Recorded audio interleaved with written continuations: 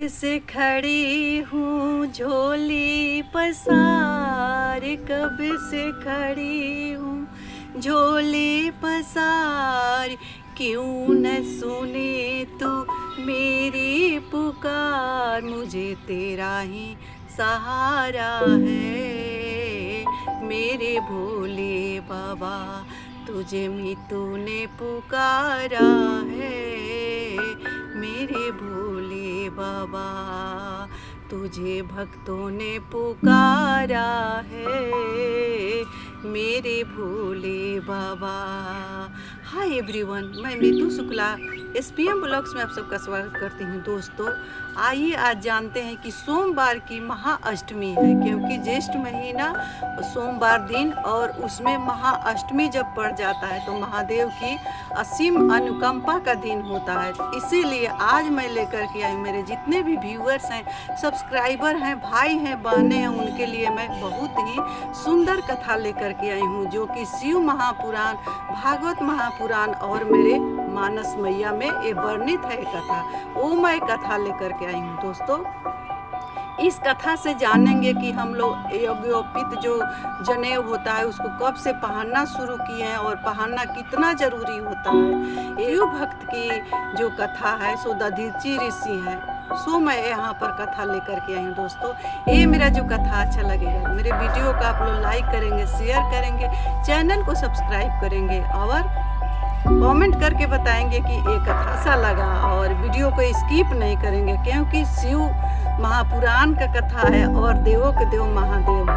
कलयुग में 3 चीज का ही बहुत ज़्यादा महत्व है, श्रवण, कीर्तन और मनन। तो आप लोग बहुत ध्यान से देखेंगे पूरे कथा को और लाभ उठाएंगे। मेरा यही कोशिश रहती है कि मेरे जितने भी व्यूअर्स हैं, सब्सक्राइबर हैं, उनको मेरे तरफ से कुछ ज्ञान हासिल हो, कुछ लाभ मिले, उस तरह का मैं एक कथा लेकर के आई हूँ। तो दोस्तों ज़्यादा ना देर करते हुए ये मैं कथा को शुरू कर रही हूँ।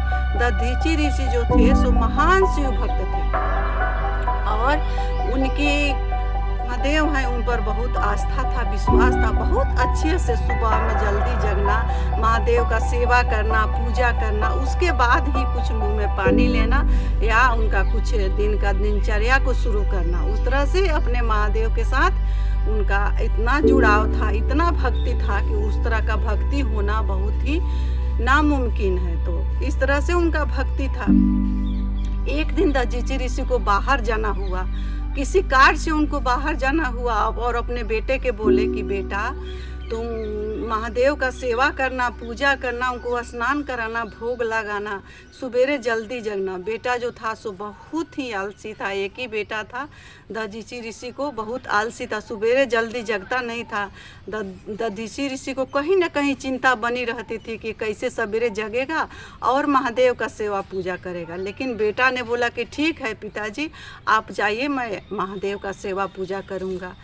पिताजी तो चले गए, लेकिन बेटा जो था सवेरे में जगता था, जल्दी जल्दी पूजा भी करता था, भोग भी लगाता था, फिर उसके बाद ही कुछ वो अन्न ग्रहण करता था। इस तरह से रोज करता था। एक दिन उसका जो था पहले वाला जो आलसी वाला स्वभाव सो उस पर हावी हो गया।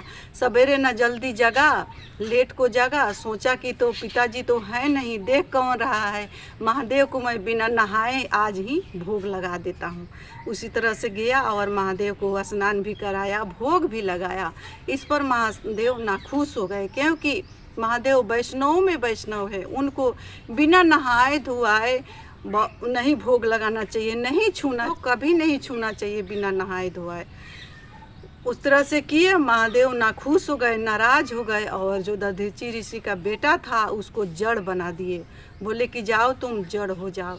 इधर दधीचि ऋषि आए, देखे कि मेरा बेटा तो जड़ बना हुआ है, क्योंकि महान शिव भक्त थे, उनको सब पहले ही पता चल जाता था कि क्या होने वाला है और क्या होगा। जड़ बना हुआ, फिर भी महादेव का रोज पूजा सेवा करना उनका जारी रहता था। मैया भवानी बहुत परेशान बोली कि महादेव देखिए तो आपका भक्त है, दधीचि ऋषि हैं सो महान भक्त है, उनका बेटा थोड़ा सा गलती किया, उसी के लिए आप जड़ बना दिए। ये बेटा को फिर से बेटा बनाइए। दधीचि ऋषि आपसे शिकायत नहीं करते हैं, लेकिन ये महादेव अच्छा नहीं हुआ। महादेव को भी लगा कि ये अच्छा नहीं हुआ, फिर से उसको बेटा बना दिए। और जड़ का क्या होगा? जड़ का महादेव बोले कि जो भी मनुष्य यज्ञोपित करेगा उसको जनेऊ बना दिए। इसलिए हम लोग का जनेऊ होता है, सनातन धर्म में जनेऊ पहनना जरूरी होता है। उसी जड़ का जो था, सेमर का वृक्ष था, उसका जड़ का हम लोग जनेऊ पहनते हैं और यज्ञोपित पहनना बहुत जरूरी होता है। और उसी का सिन्होरा बनता है, जो सेमर होता है उसी का सिन्होरा हम लोग को बनता है अखंड सौभाग्य के लिए। तो महादेव बोले कि जो भी जनेऊ पहनेगा उसको मैं ब्रह्मास्त्र की तरह उनका रक्षा करूंगा। उनका रक्षा खुद ब्रह्मा विष्णु महेश करेंगे। तो जनेऊ भी हम लोग अब सनातन में धीरे धीरे छोड़ते जा रही हैं, जनेऊ का पहनना भी हम लोग कम कर दिए। तो दोस्तों हम लोग जनेऊ पहनेंगे और एक कथा को पूरा के पूरा सुनेंगे। आशा करती हूँ ये मेरा जो कथा अच्छा लगा होगा, तो मेरी वीडियो को आप लोग लाइक करेंगे, शेयर करेंगे, चैनल को सब्सक्राइब करेंगे। इसी के साथ मैं अपने वाणी को महादेव के चरणों में विराम दे रही हूँ।